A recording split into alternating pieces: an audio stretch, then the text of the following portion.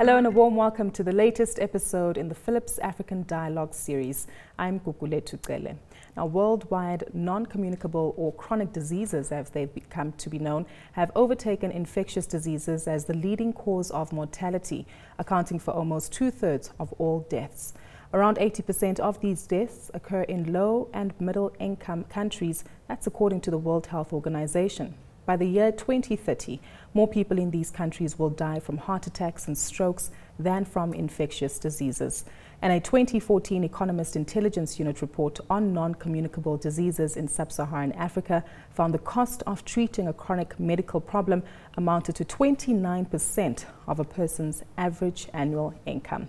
To give us more of an idea of how significant these particular threats are, and more importantly, how to source solutions and how best to implement them, I'm joined by my esteemed guests today, who are Dr. Taskeen Khan, Technical Officer for Non-Communicable Diseases from the World Health Organization, South Africa; Stavros Nicolaou, Senior Executive for Strategic Trade Development at Aspen Pharmacare and Group of Aspen Pharmacare; now Dr. Anushka Kuvadia, who's the Head of Healthcare Markets from KPMG; and JJ Van Dongen, who's the CEO of Philips Africa. And joining us from our Lagos Bureau is Innocent Oja, who's the Director General of the Nigerian Institute of Medical Research. Thank you so much for joining us all, and it's certainly going to be an insightful conversation, because I think so often we don't necessarily pay attention to the significant threat that non-communicable diseases actually present to economic growth on the continent, especially for those of us who are outside of the healthcare fraternity. But perhaps let's paint a picture as to what the current status is as we make our way down the panel, understanding the threats of rapid urbanization,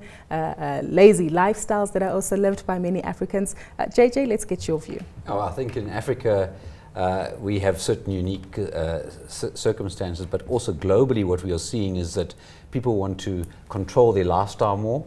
We also see other issues related to health systems that are becoming extremely expensive, and that ties back to the non-communicable diseases, how you treat that, and therefore the wishes of the government to start looking towards clinical-based outcomes as opposed to just the cost of treating a patient. In Africa specifically, we obviously have natural issues related to mother and child mortality, as well as the non-communicable diseases, and those things are putting tremendous burdens on our healthcare systems across Africa. Anushka, I'm sure you share the same sentiments. Yeah, absolutely. Non-communicable diseases really need healthcare systems that are very close to the community.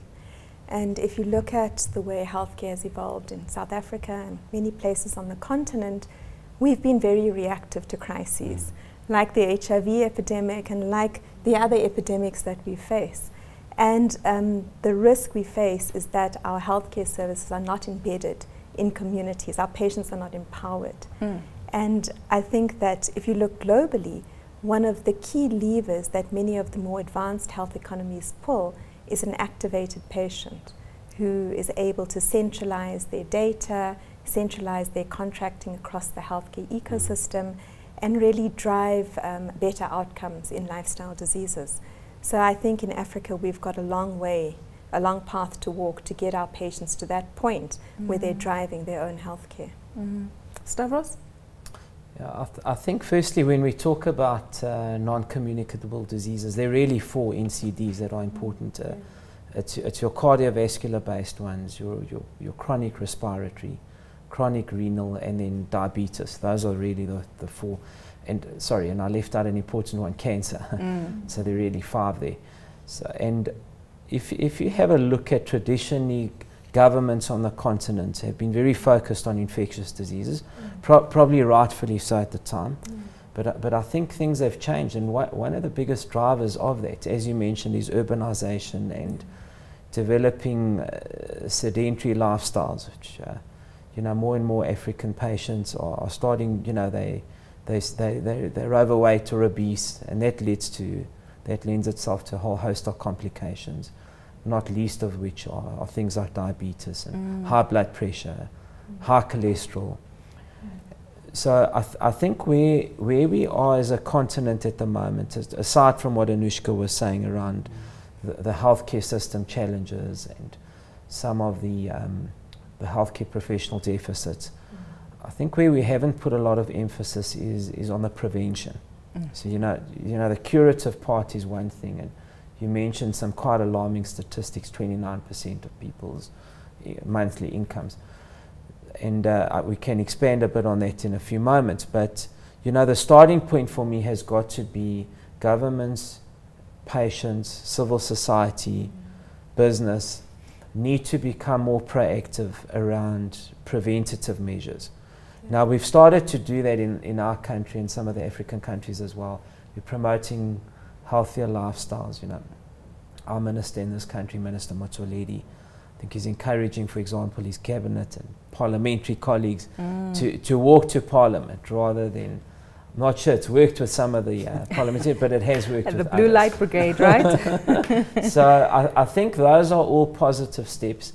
And Taskeen, you obviously represent an organization which knows the figures, which fundamentally should be jolting us into taking the necessary action. But piggybacking off of the theme that we're seeing in South Africa, where government is trying to put in these preventative measures in place, who does the responsibility need to lie with? Government, private sector leaders, or healthcare fraternities?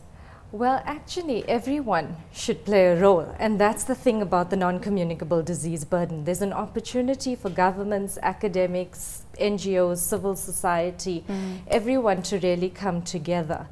And historically, as it's been pointed out, healthcare systems in Africa focused on a curative approach rather than a preventive approach. The other thing was that communicable diseases were definitely the burden at the time. But by 2030, non-communicable diseases will also be the leading cause of death in Africa, as we've seen it globally. In 2012, of the 56 million deaths that occurred, 38 million were due to non-communicable diseases. And 80% of these are largely due to cancers, diabetes, chronic respiratory illnesses, and cardiovascular diseases. And the main sort of lifestyle behaviors driving this is tobacco smoking, the harmful use of alcohol, inadequate diets, and physical inactivity. So there is definitely interventions looking at preventive measures, and we know what works, and we've done the cost effectiveness analyses to be able to say what works and what are the best buys. It's now we need to implement it and look at the best possible ways of implementing these measures. Let's cross to Nigeria now, where Innocent is standing by to give us his view of the West African perspective and Nigeria in particular. Perhaps, Innocent, keeping with the preventative theme, what particular measures have we seen being implemented by private sector players in Nigeria, or the Nigerian authorities also coming through to try to curb the threat of NCDs? Well, thank you very much. The truth is that Nigeria, like every other developing countries of the world, has its own share of the magnitude of communicable conditions, communicable diseases, such that we are so much overwhelmed. As you know, the issue of Ebola, Lassa fever, and now we're talking about Zika virus. Apart from malaria, TB, these are some of the things that have overwhelmed the country, just like other countries of the world. Now, specifically, as you know, we have a very high maternal mortality and child mortality. This is a non-communicable condition. Cancers, cancer of the cervix, cancer of the prostate, cancer of the breast, cancer of the lungs, and cancer of the liver. These are quite enormous. I mean, they measure a lot. And then, of course, we are not even talking about road traffic accidents and sexual violence or violence against women. So we have a magnitude of non-communicable and communicable conditions. We also know that, in fact, there is a convergence. We know that cancer of the cervix is caused by human papillomavirus, which is an infection causing now cancers. We also know that hepatitis is associated with liver cancer. So there is some convergence. However, the truth is that we are so overwhelmed that not much is being done with regard to non-communicable diseases. There are pockets of interventions here and there. We've just completed the MDGs. We have achieved some level of maternal and child mortality reduction, but we are not where we should be. What it means is that most of the activities in Nigeria are left with the governments, and little private public participation. And I think that the private sector has a very strategic role in supporting and complementing the efforts of government. Otherwise, it will be difficult to achieve most of the sustainable development goals. And I believe that we need to do a lot more. The worst aspect of this is pathology of poverty. And when we talk about poverty here, it's not just financial poverty. There's poverty of knowledge. There's a lot of ignorance. There's a lot of superstition. There's a lot of skepticism, particularly in a country like Nigeria, where many of the prayer houses have taken over the management of non-communicable diseases like childbirth or antenatal care. And they find that they go there to deliver, and with disastrous consequences. So we believe that, one, that there must be public-private partnership. The government must accept, and they are doing that. The Honorable Minister of Health has clearly indicated that they must work with the private sector to be able to intervene appropriately to bring this high burden of the condition, you know, to a reasonable level. And we expect that the private sector will accept. As you know, we have already, I mean, Bill Gates has been in Nigeria helping us. Dangote Group, we have T.Y. Danjuma's Foundation. Bill Clinton also has an important role to play here. Even the issue of contraceptive prevalence rate is very low in Nigeria, and therefore you find that unwanted and unplanned pregnancies, you know, abound in the country. Innocent, I'd like us to piggyback off of that theme with regard to private-public partnerships, and we do have two representatives of private entities here. But before we actually come to Aspen, which has exposure to emerging markets, and Philips, which also is a global company with a strong focus on innovations on the continent, where exactly does the private sector play a role? Because often it seems as though the public sector isolates them from the planning stage and only comes to them when they're sourcing solutions. So this particular partnership, should it not stem from discussions taking place at the table where we draft and jot down policy? Well, I think you're right. Previously, the issue of private sector participation was not central, you know, in policy formulation in the health sector. But with the new government and the other participation, they started talking about the role of the private sector. So it will come from with planning. I mean, they will participate in the planning and also implementation. And I think that that is the sensible option, the fact that we must involve the private sector right from the beginning, not just at the stage of implementation, because they must make their own contribution right from the beginning to ensure that the implementation will be more holistic and more participatory. Let's get their representation now. Firstly with you, JJ, and then Stavros, if you can come in. Yeah, we do see, obviously there's a strong willingness from companies like Philips to be involved in PPPs and involved directly with government in terms of programs that actually can uplift healthcare. We have programs in Kenya, for example, with community in the primary healthcare space, community life centers, where we've seen significant mortality reduction when you work very closely with government in a very clear, structured way in terms of transforming primary healthcare.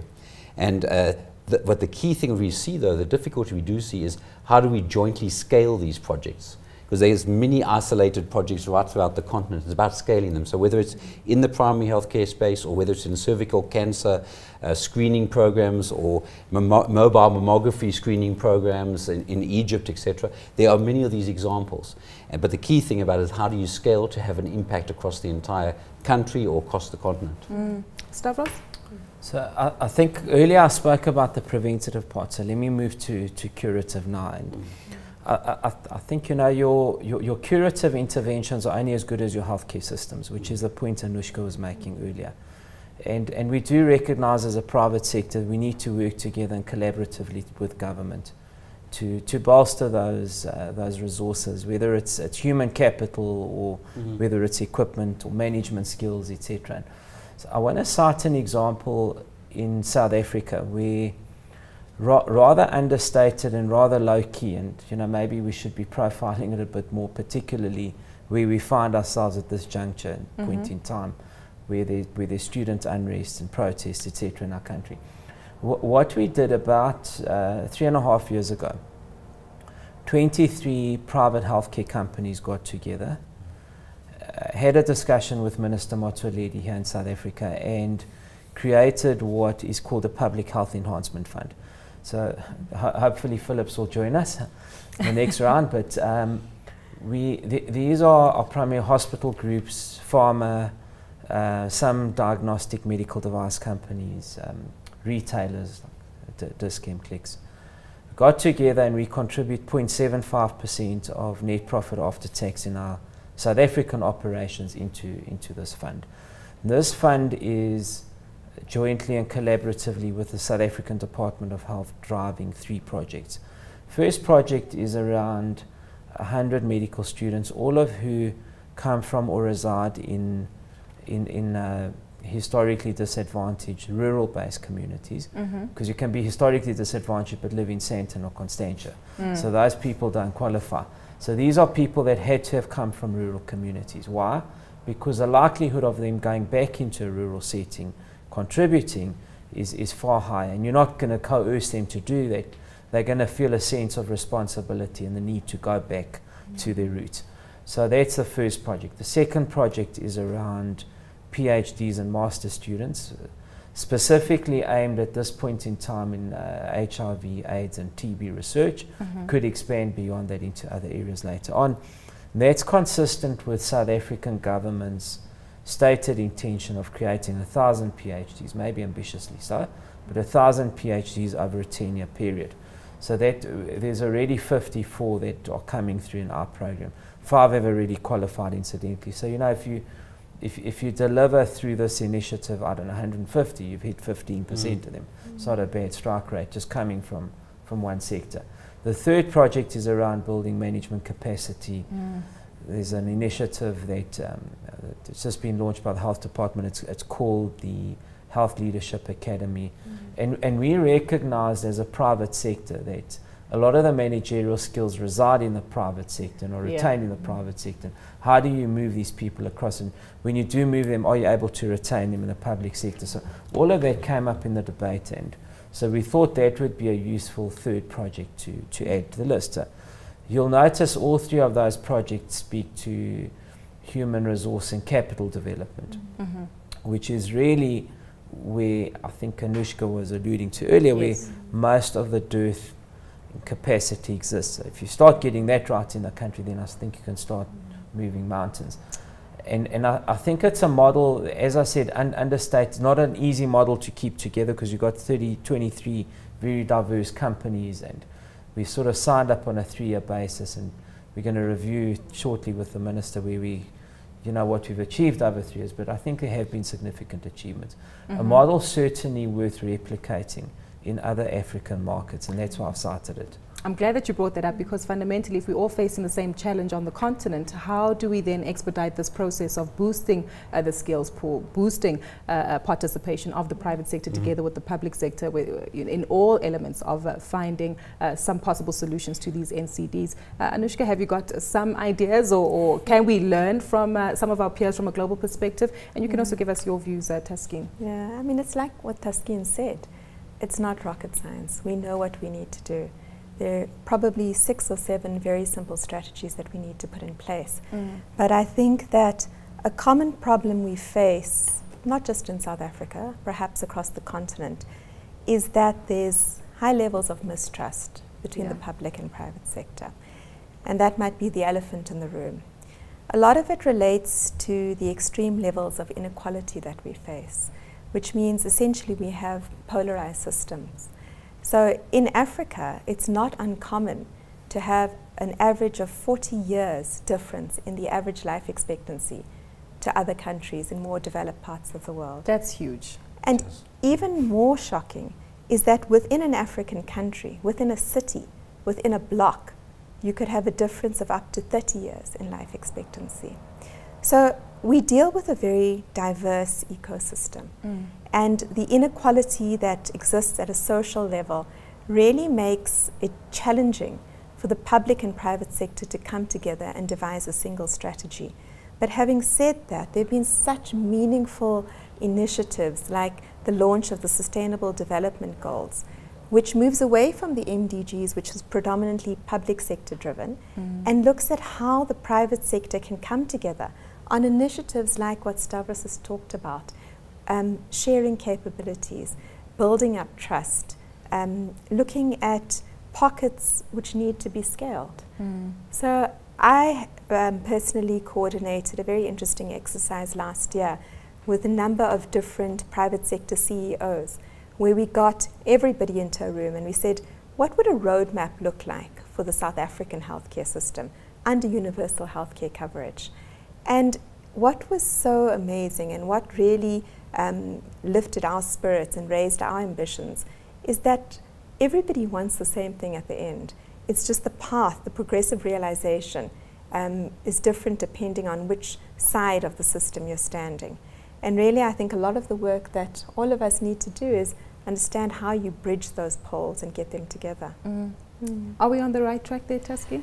Well, to use the Millennium Development Goals as an example, following the launch, we saw lots of successful public-private partnerships, and one example is the Global Fund, which was created to fight tuberculosis, HIV and malaria.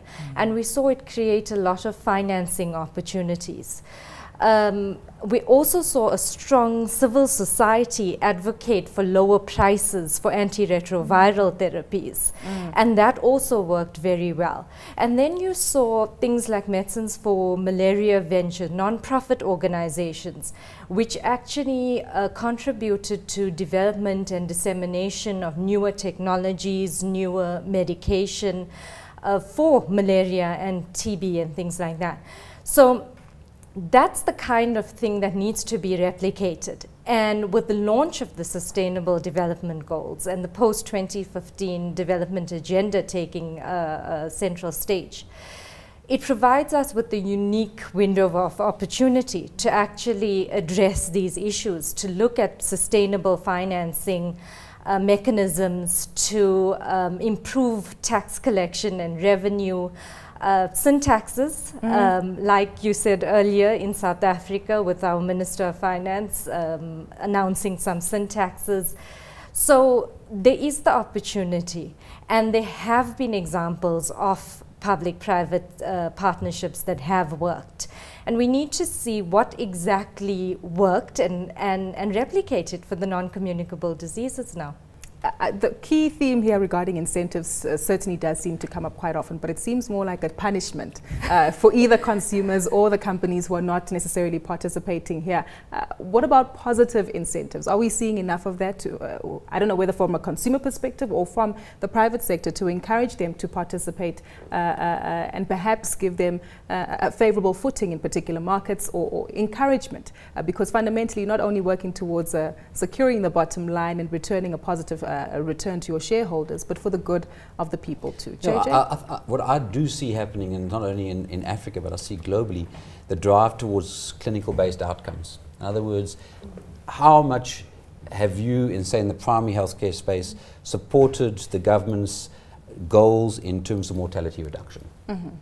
So in mother-child mortality reduction example, or in terms of vaccine disseminations or things like that.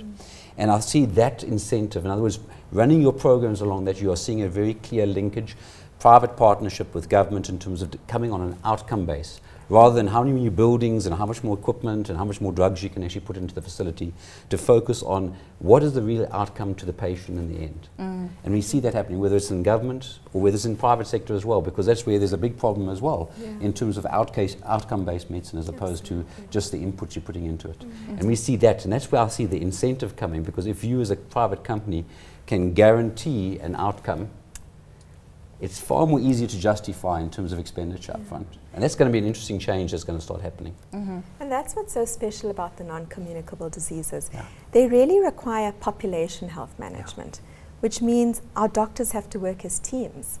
It means that nurses are more important. It means that we need community health workers. And it means that the reimbursement, the way we pay doctors, has to change as well, so that we pay doctors to keep populations healthy, or have targeted initiatives for sicker parts of the population. And we, at the same time, maintain a good safety net for the vulnerable groups. Exactly.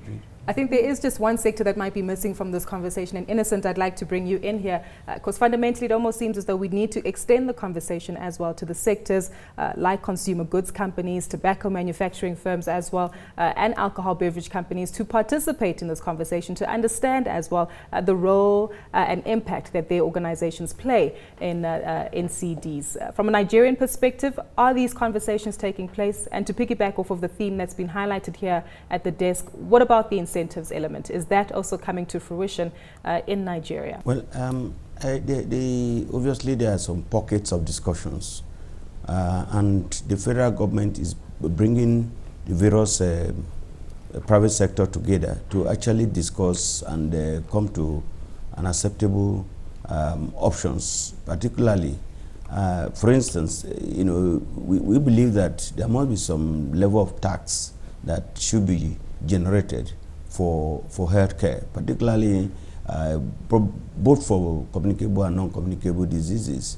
We also believe that there must be, fundamental integration and understanding of the problems. One of the things that we lack, in Nigeria, and I'm sure in most developing countries of the world, probably except South Africa, is that we don't have data for which we base our discussion, because that will inform policy decisions. Research is not properly accorded its priority, and I've been singing this all over the place, that we need to have evidence for whatever we want to do. And we believe that if we package our evidence, we then can use the evidence to convince the private sector to participate in healthcare delivery system in Nigeria. But there are many other ways that they could come in to help provide the necessary instrument, including capacity development to support the government. But there need to be clear understanding what is required of them. Would there be tax reductions or discount for them if they help in contributing to healthcare delivery in Nigeria, particularly areas of non-communicable diseases?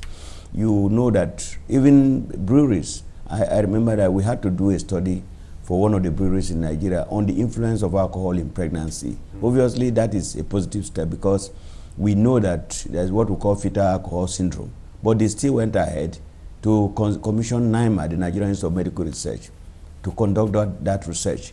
And we believe that even cigarette and influence of cigarette on cancer of the lungs is also something that we need to look at. So if they understand that, yes, the market is there for them, but we need to protect our people, I believe that their support will be much more enduring and more sustainable than one-off thing. Because right now, Nigeria is a very large country. It's not enough to say you're going to work in 1 or 2 states, and then after that, you just pack your luggage and go. We believe that this should be subsumed in the national policy on health, which at the moment is being revised, and this will have a more enduring effect than just touch and go syndrome that we see in Nigeria. Exactly.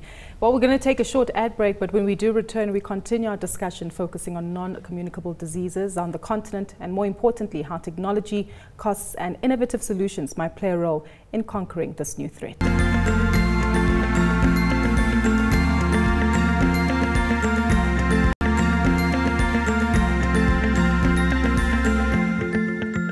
Welcome back to this Philips Africa Dialogue series. Now with me to continue our discussion on non-communicable diseases are Dr. Taskeen Khan, Technical Officer for Non-Communicable Diseases for the World Health Organization in South Africa, Stavros Nicolaou, Senior Executive for Strategic Trade Development at Aspen Pharmacare Group, Dr. Anushka Kuvadia, Head of Healthcare Markets from KPMG, JJ Van Dongen, who's the CEO of Philips Africa, and in our Lagos Bureau is Innocent Oja, Director General of the Nigerian Institute of Medical Research. Now, just before the ad break, Innocent certainly touched on a very important point, which is big data, the access to this information to understand the scale as well as the significance and the impact that we're seeing with regard to these NCDs that we've alluded to. Perhaps if I can come to you, Anushka, together with Taskeen, to give us some kind of idea as to where we are seeing pockets of a significant amount of data, and are we actually using this to our advantage in sourcing the solutions that we need to implement? Well, the important thing about big data in healthcare is that it allows you to treat the right patient at the right time, in the right place in the system. And that's really fundamental to make sure that you optimize the limited healthcare resources that we have. And what big data has done in many developed countries is it stratifies the population into your 1% who drive the majority of your costs, your 5% who probably consume another 30 to 40%, and then the rest of your population who really are far lower risk and fall into primary healthcare measures, preventative measures. In South Africa, unfortunately, data has been used as a competitive advantage rather than a tool to build systems-wide development. And maybe that's a function of our market, but I really believe more and more providers are getting together because they understand the power of collaborating and sharing data, not just structured data, but unstructured data. And a lot of the clients we work with are really interested to see what people are saying about them on Twitter or on social media. And it's becoming an integral part of their business model as well. So big data will drive the investment in healthcare going forward from now to the next few decades. It's really going to be what many hope, the core lever that's going to change the delivery of healthcare on the continent. Yeah. So just to continue, I think data, whether it's big data or any type of data, really is essential. What gets measured gets done. For a long time, the non-communicable diseases were not measured in this region, and therefore there wasn't much priority given to it. So unless you can prove why something should be prioritized, you can't really make governments change or inform their policy through evidence. So we need data, we need reliable data and valid data, because it's no use having data that's not representative. And in general, in this region, we need better data on the non-communicable diseases in particular. The developing world, Europe, if you look at the region of the Americas, they're far more advanced. They often do surveys, population surveys, which are the mainstay of obtaining data for your NCDs. And there's no reason why we can't do it here in this region as well. And we have started on a positive note. There's a stepwise surveillance tool which WHO uses and has come up with, and this has been used in the region quite extensively. And what we see is that then you're able to compare. You're able to compare because it's standardized indicators, standardized targets, and you can compare not only within the region but also across regions, which is something that needs to be invested in as well. When you say better data, who's giving inaccuracies here on the facts and the figures? Is it the patients themselves who are not disclosing efficiently? Is it the way in which we capture this data? Because technology is still being rolled out for us to have sufficient records of patients. Where's the shortfall coming through? So it's actually within the health system, and one of the key components of any effective and efficient health system is health information. And you need to, from the point of collection, analysis, dissemination of results, you need to make sure that all there are checks in place so that you can validate the data. That's the biggest thing for us, and we need that kind of reliable system to actually collect the information. So effectively moving from a paper-based system to a digital system, where, take as the simplest example, when you're administering vaccines in a primary healthcare setting or any type of medicine in a primary, moving from the written data through to a digital data so that you can then start looking across multiple sites, across multiple districts, then you start seeing interesting things start coming through, and you can see trends. In the case of a technology type example, if you're scanning an ultrasound on a pregnant woman, seeing what nurse is performing better than the other colleagues, that allows us as a company to say, is there something she's doing interestingly that we can learn and embed in our systems that allows it to become more routine and therefore improve the system. So that's about how data can be used. And also from a non-communicable perspective, one of the greatest challenges is patient compliance to therapy. And some of the figures related to how many hypertensives actually take their medicines, Exactly. it's really frightening. I mean, sometimes we hear up to 70% of patients on antihypertensives are not taking their treatment properly. So where data becomes very important is that you need a system that can have an early warning structure. So you can pick up these patients quickly before they develop complications or heart attacks or strokes. And that's where data really needs to be embedded in the frontline processes. And the challenge most clinicians face is they're not incentivized to collect data. And it's not easy for them to do it. A lot of people have come to market with different EMRs, but none of them have made the physician's task easier. So the newer providers who are coming onto the market are embedding clinical processes into their systems so that it doesn't interrupt the doctor-patient consult, and it enables the sharing of information across the ecosystem in a complementary fashion. Speaking of the ecosystem, though, does this present potential threats? Because we can find these preventative measures being put in place, significant reductions in non-communicable diseases.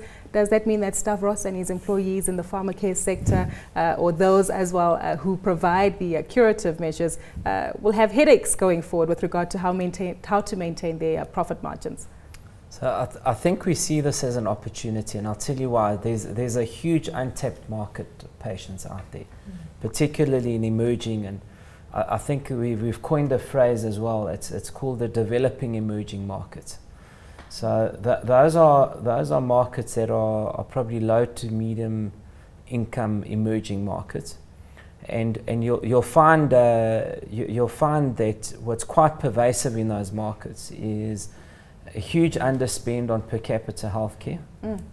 So I'm even talking markets outside of Europe, outside of Africa, markets like Latin America, Russia, for example, where there's a huge underspend, and that's a huge underspend both prophylactically and also curatively. Now, I think the point was made by a Nigerian colleague earlier. There's not only the conventional poverty and inequality we deal with on the African continent, but the poverty of knowledge. Yeah. And I think we're working quite hard at addressing that, and we have to. You know, for the sake of our continent, we have to. So I think the more you empower people and the more they understand the risks, you know, so what Anushka was saying earlier, just basic things around compliance. So if patients are not going to comply, if they're hypertensive, by the way, hypertension is the most prevalent disease in our country, South Africa. So if a patient, because it's also called the silent killer, because you only realize you've got it when you've had a stroke or a heart attack or some type of myocardial event. Sure. So if a patient gets prescribed an antihypertensive, and these drugs are very effective, but only takes it for 3 months because they're feeling a lot better, or they went for a BP reading and now they're fine and they stop taking these drugs, you know, then it's the consequences are calamitous. So I think the more educated, informed, enlightened patients become, so the opportunity to do good or well for society is there, but also the opportunity for increased volumes for manufacturers like ourselves. Are we winning this battle when it comes to creating consumer knowledge and patient awareness? And perhaps, Innocent, let's start with you, because I do understand from a South African perspective, the private sector is certainly providing some kind of incentives for consumers to try and develop and be healthy and live active lifestyles where they're more aware with regard to their levels of health. But in Nigeria, are we seeing this taking place and evolving? Well, like I said earlier, there is no real organized system that you can say, well, this is happening and where this is what results we will get. People would wake up and decide that they want to do this in this place, do this in that place. And to some extent, yes, it's there, but it's not institutionalized. What we are talking about institutionalization for sustainability.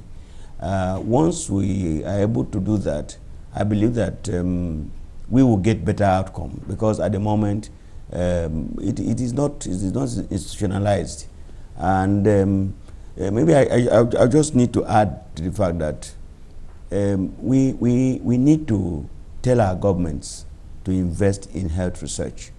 At the moment, there's minimal or no much. I mean, we depend on agencies from outside, donors agencies, and I think that's not in, particularly with the harsh economic realities that we find ourselves. Research is very highly capital intensive. It's a great investment, but people probably do not appreciate that. You also know that because of some of the humanitarian disasters that Nigeria faces at the moment regarding Boko Haram and the rest, some of these attentions are diverted. Even the private sector, now their attention is diverted to internally displaced persons who need a lot of food, who need medicaments and the rest. But in a way it is good because it also helps the government to intervene appropriately on the internally displaced person, but people who are facing hunger, facing illness, disease and the rest. But to put it clearly, we need a more structured, institutionalized program to be able to achieve our objectives. I want us to come back to the table where we spoke briefly about technology together with innovation, which can certainly play a part not only in the capturing of the data and mobilizing all sectors to work together, but also the preventative and curative aspects. JJ, perhaps if you can enlighten us on some of the innovations that are coming through and being implemented, more importantly, from a continental scale. On a global basis, we've developed a digital health platform. So we have more than 275 million consumer products that come online every year. And these are all available, will all be linked ultimately into the digital platform. So as simple as an air fryer, cooking without oil, seeing the trends that are occurring, and you're looking at a mass population groups that are changing in there, to whether it's diagnostic equipment in a hospital, whether it's the patient monitors in the ICU, all that information is starting to come onto the global platform. And from that you'll then be able to start seeing trends. And as an example, air purifiers in China, with the air content in China, being able to see that and then being able to work with government on seeing trends across the Chinese country in terms of what's actually happening. Those things are becoming very, very important to us as a company. So that's allowing us to move from just being a supplier of equipment or consumer products to move into the area of being able to address the health continuum from healthy living through to diagnostics, to treatment, and then to bringing the patient home in the end. We see that as a big change that's starting to come, which is driving us. But the data behind that is driving the decision making that we're making. What about sugar-free chocolate for a chocoholic like myself? I think we'd all like it, huh? Precisely. But the levels of investment as well, on a more serious note now, when it does come to research and development as well as looking at these new trends, Stavros, are we making progress? Taskin, are we seeing a significant amount of focus on using technology as that enabler, which will hopefully see us drink cool drink and not pay too much tax for it and the likes going forward? So I think firstly on the technology side, the sort of if I can call it incentivizing consumers to lead a healthier lifestyle. I think there are a lot of gadgets that are coming out. I mean, there's a well-known medical scheme in our country who are giving away. Sorry, I'm not saying they're giving them away willy-nilly, but if you're a member and you fulfill certain criteria, then you get one of these watches that is multifunctional, and it allows you to measure the calorie intake and how much your calorie output for the day. So those are all measures, and you know, the more you comply, the less your premium is that you pay, and the better your benefits that come out. So I think there are those measures that once again provide opportunities for the pharmaceutical industry. So on the technology side, if I have a look at the 5 conditions that are set out that sort of are deemed to be chronic, you know, you'll probably say, well, I left out central nervous system disease like depression, etc. But I think generally the 5 that are categorized earlier are the ones that we're looking at here. If I look at hypertension, I mean, there's no real need for new cutting edge chemical entities to come out. You know, what we have, which is readily accessible, is sufficient. Same thing with diabetes. I mean, you could argue that there are gaps in oncology, certainly, but you know, the other 4, chronic renal, chronic respiratory, cardiovascular, and diabetes, I think we're very well covered from a technology point of view. Of course, that doesn't mean we can't keep innovating. We need to all the time. So you bring out safer and better products.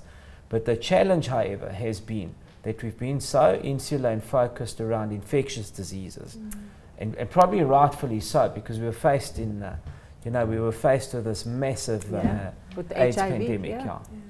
So I think the challenge for me is, how do we now start focusing on these other epidemiologies, which are arguably as, if not more destructive than AIDS? Innocent earlier on alluded to the HPV virus, injection, if I'm not mistaken, which is also helping with regard to cervical cancer. Is this a positive example that, again, we need to be learning from? Taskin? Yes, absolutely. Both hepatitis B for the prevention of liver cancer and HPV are seen as best buys or extremely cost-effective interventions for NCDs. And the message is that we need simple, cost-effective and efficient technologies to help us combat the NCDs.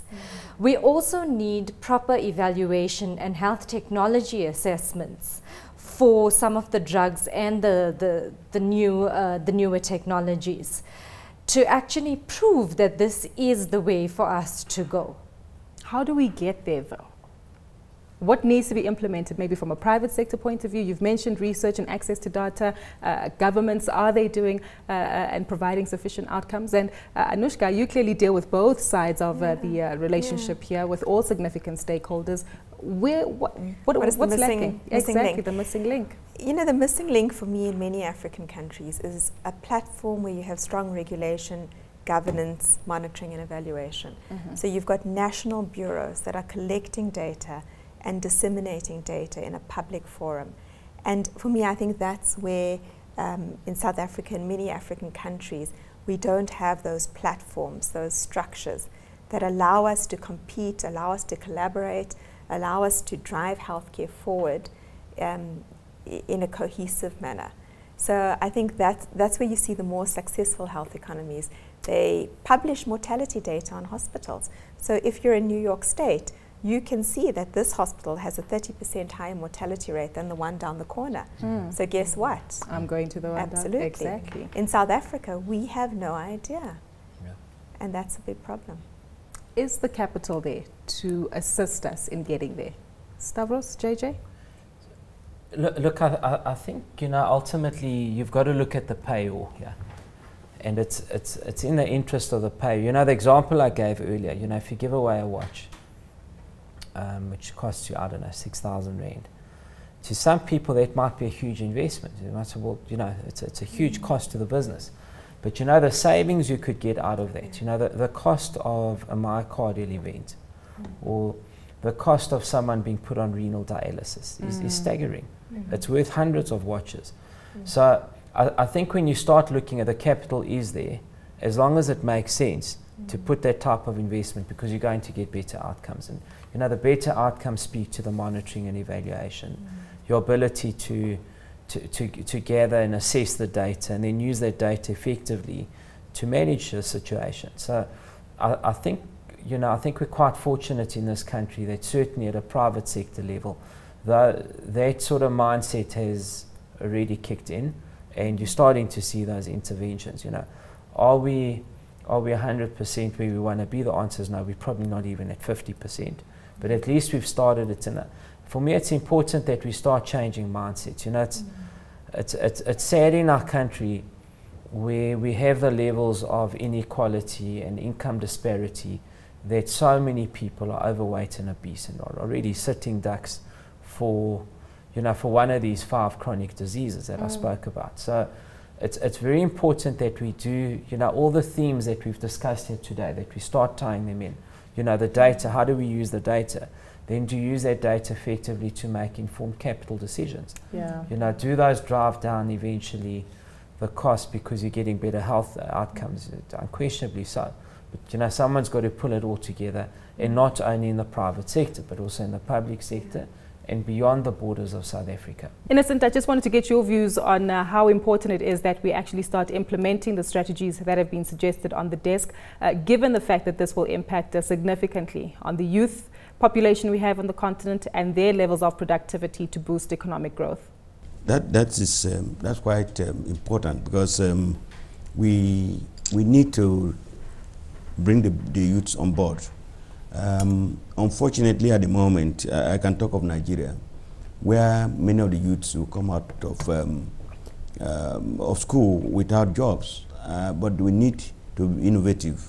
It's not just white-collar jobs that we need for them. We need to train them. We need to build capacity so that they can be self-sustaining. And to do that, the small and medium enterprise organizations have been set up, and they are training a lot of people. That probably would help take them out of the street. Issues of kidnapping, issues of robberies probably will reduce. But it is it should be a long-term plan. I know that Nigeria has been doing this for the Niger Delta, where you know there have been some militancy. That has reduced issues of militancy to some reasonable level, but it's still there. So we need to respond to the youths in terms of their education, in terms of job creation, and wealth creation too, because otherwise they become a very serious problem. But let me just talk about the diagnostics that we're talking about, and equipment and innovation, technology and innovation. We have a major problem in Africa where we have equipments and we do not have technicians that will maintain these equipments. And largely, we find that many of these equipments come in and they get spoiled and they are dumped. I'll give you an example. We have Cobas 4800 to analyze human papilloma virus. For the past 3 weeks or 4, one of the parts has spoiled, and we're waiting for South Africa to supply us. And I mean, the MRIs are all over the place. Many of them have gone out of use, and we do not have technicians that will maintain them. So what we need to, in addition to providing technology, we need to provide the capacity. People must be trained to have maintenance, preventive maintenance, to be able to cope and prepare, maintain the equipment so that we can put them to useful state rather than dumping them in Africa. I think that has to be reduced to a minimum. And one way of reducing this is by training, capacity development. We need to train our technicians so that we have the local content in management rather than waiting for somebody to be flown in from either Germany or US to come and replace a missing part. So I think that is one area that I want to emphasize. It's very important because that's one of the things we are suffering. Exactly. In addition to the fact that our infrastructure is also a problem, we need to have a steady energy to be able to maintain the equipment and sustain the equipment that we have. At the moment, there is some improvement in electricity in Nigeria, but we need to get to the level that we can have our equipment in a good state rather than the frequent breakdowns that we suffer at the moment. Exactly. Innocent, thank you so much for your feedback. JJ, we've got literally 30 seconds. So I'm going to give you the final word with regard to how to tie it all in together, given the fact that we're talking about Africa as a continent, same issues, same challenges. We should be addressing this as a unified front. I think, first of all, it needs to be looked at as a total solution, not just individual little components. I think the comments made by my colleagues as well in terms of using all the data in a very effective way is very important as well. I also believe starting at the bottom of primary healthcare is very, very important. Whether it's rural or even urban primary healthcare facilities, building up from that perspective. We saw the issue of Ebola in West Africa, where it was nearly 3 times more expensive to fix the problem than solve the problem in the front. If we start and we work together, we can actually do that. Exactly. Thank you so much. We'll have to leave it there today, but the fundamental message is quite clear. Getting the necessary data, upskilling our talent and youth that we have on the continent, and working as a united front fundamentally for the same goal as prevention is better than cure. Well, we've certainly come to the end of today's program, but a big thank you to you at home for watching, and more importantly, thank you to our guests for making the time to share their insights with us. Dr. Taskeen Khan, who's a technical officer for non-communicable diseases for the World Health Organization, South Africa, Stavros Nicolaou, Senior Executive for Strategic Trade Development at Aspen Pharmacare Group, Dr. Anushka Kuvadia, Head of Healthcare Markets for Africa at KPMG, JJ Van Dongen, who's the CEO of Philips Africa, and joining us from our Lagos Bureau is Innocent Uja, Director General of the Nigerian Institute of Medical Research. Until next time, for myself, Kukuletu Tucele, and the team, it's goodbye for now.